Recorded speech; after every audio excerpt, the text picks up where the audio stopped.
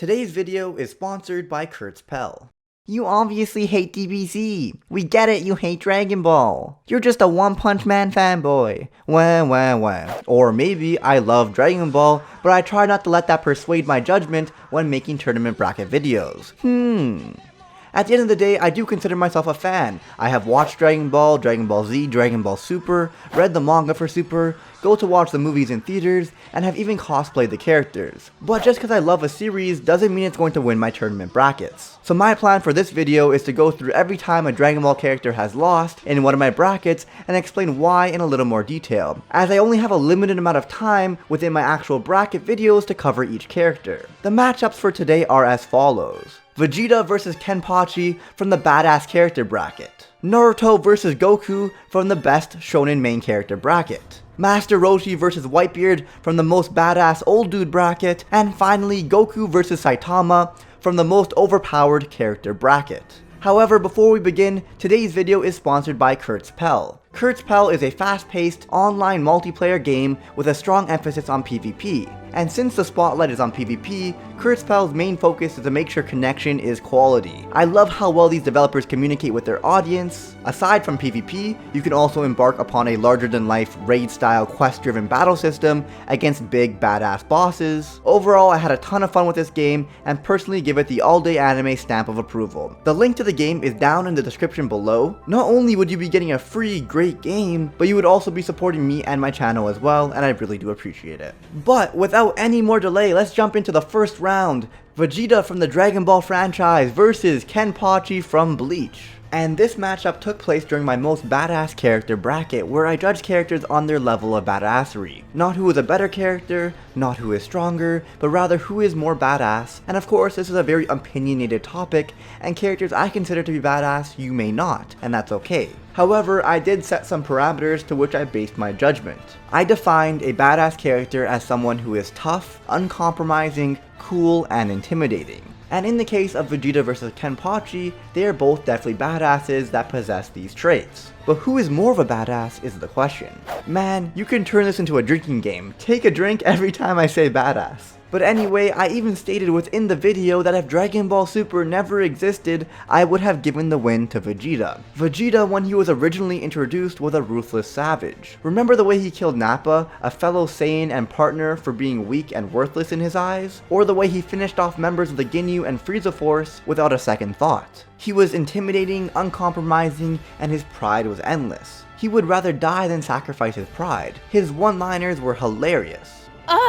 TV cameras would be all over my front yard. I don't see the problem. When the journalists come, I'll just destroy them.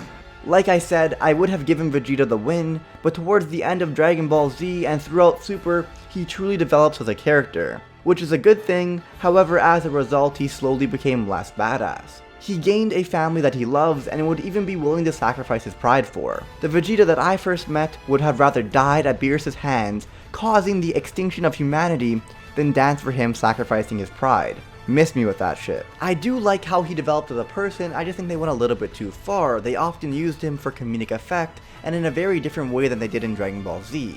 And this did end up altering my opinion of him. He's still a badass in a fight, but I feel like he lost his intimidating presence to a certain extent because of this. And even if this made him a better character, and the series better as a result, as some might argue, this definitely hurts him for this specific bracket. While in comparison, everything about his opponent Kenpachi Zaraki from Bleach screams badass. Everything from his super cool and rough art style and character design to the way in which he fights. Let's just go ahead and compare Kenpachi's outfit to Vegeta and his tights. They foreshadowed his dance scene in early Dragon Ball Z, oh my god. But to get serious for a second, Kenpachi is a worthy opponent. His spiritual pressure is so strong and intense, most opponents are so overwhelmed they are unable to move in his presence. He's the type of guy to let you have the first hit in a fight, which is dumb, but equally badass. But then you realize people use fucking swords in Bleach. He lets people cut him for fun and to give them a chance in the fight. And to even further make the fight more exciting, he restricts his spiritual pressure and uses his sword in its base form. He lives for fighting, and from what I have heard, he becomes even more of a badass within the manga. So on that note, giving Kenpachi the W isn't exactly a hard decision. However, it would have been a lot harder if Dragon Ball Super wasn't a thing. Next. Matchup. Naruto vs Goku from the best shonen main character bracket, and the whole point of this bracket was to attempt to decide the best written shonen protagonist. This is a prime example of me trying to not be biased. I like Dragon Ball way more than Naruto, but objectively speaking, I think Naruto is a better written character. Goku is simple. He loves fighting, especially strong opponents, and he's a good guy that saves the world and universe time and time again. Although his character doesn't really extend much beyond this. His relationship with Chi-Chi is non-existent and doesn't really resemble a marriage in any way. Even Vegeta was surprised that he never kissed his wife yet having 2 children. I'll definitely give him a pass on being a bad father since it kinda resulted in him saving their lives and the lives of humanity time and time again. However, it's hard to compare Goku to Naruto. Kishimoto did an amazing job establishing Naruto as a societal outcast and truly made me feel bad for the guy. He established a goal of becoming Hokage and to be accepted by the people around him. This ended up guiding the direction of the story, and we were able to see Naruto constantly develop, make friends and relationships, and I was truly rooting for him every step of the way. In Goku's case, there is nothing wrong with being a simple character. A prime example of a simple-minded character done right is Luffy from One Piece. But at the end of the day, One Piece is a complex world riddled with corruption, and having a simple-minded character that does what he thinks is right regardless of the consequences is a perfect contrast. On top of that, his ambition and love for his friends constantly drives the story to be an epic adventure. But I'm way off topic. Like I said, I like Dragon Ball a lot more than Naruto, but that's largely because of how great the fights were, how hyped the power-ups were, and a lot of it's because of nostalgia. But as a character, Naruto was written in a way that bears so much more weight and made me care about him and what he was doing much more. So even though I like Dragon Ball more, I can safely say that Naruto himself is a better written character. Next, matchup. Master Roshi from the Dragon Ball franchise versus Whitebeard from One Piece. Again, who is more badass? Who is tougher, more intimidating, uncompromising, and of course cool? And for any other matchup in this video, I think there are counterpoints that can be argued, but honestly this one is just easy. Don't get me wrong, I love Roshi so much, and he was the first character I thought to include for this bracket. But Whitebeard is on a whole nother level. Let me read you a quote for Whitebeard from the Battle of Marineford. "You could not take this man down. Even in death, his body did not fall. The total number of sword wounds he received in this battle was 267.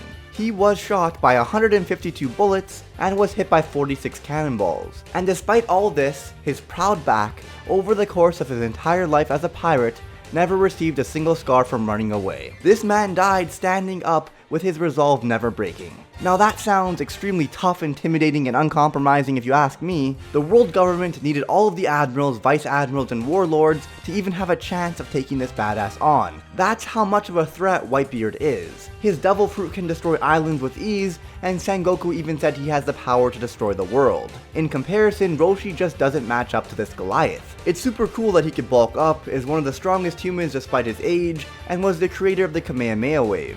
But at the end of the day, he's just not as badass, plain and simple. And again, this has nothing to do with who is stronger. I don't care that Roshi can destroy planets. Pretty much anyone relevant within Dragon Ball can. Whitebeard takes the W with ease. And finally, Goku versus Saitama for the most overpowered character bracket. The purpose of this bracket was to decide the most overpowered anime character, not technically who is the strongest. This was not a death battle, and it ended up causing a lot of confusion in the comments. And I'll definitely take some partial blame for that, as I wasn't as clear as I could have been, and I did make some claims for the meme. But to get back on topic, for example, someone like Master Roshi can destroy planets, but he isn't overpowered within his universe. There are dozens of characters who could take him out relatively easily. So I don't even think it's up for debate. Saitama is more overpowered as he defeats every opponent with relative ease, most of which take only one punch. Both Goku and Saitama search for strong opponents, the only difference is Goku manages to find them and have tough, entertaining fights where he has gotten extremely wounded and even died.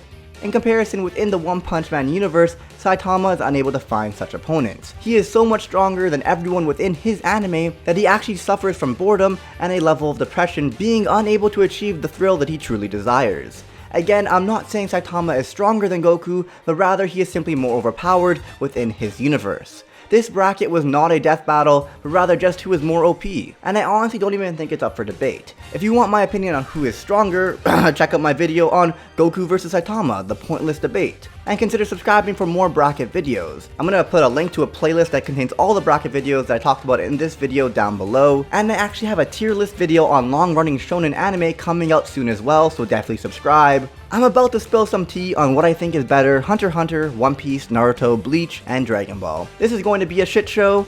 I do hope you guys enjoyed this video. Remember to check out our sponsor, Kurtz Pell, link in the description. Not only would you be getting a fun, free game, but you would also be supporting me and my channel as well, and I really do appreciate it. But without any more delay, a quick thank you to my patrons: Baby Ray, Viva the Loser, Mick Manga, Shoot Alpha, The Ethan, Ace17 FFTP, Beck, and Nick Sands. And just like that, I will see you guys all next time, dudes. El Sai Kongru and Shinpaku.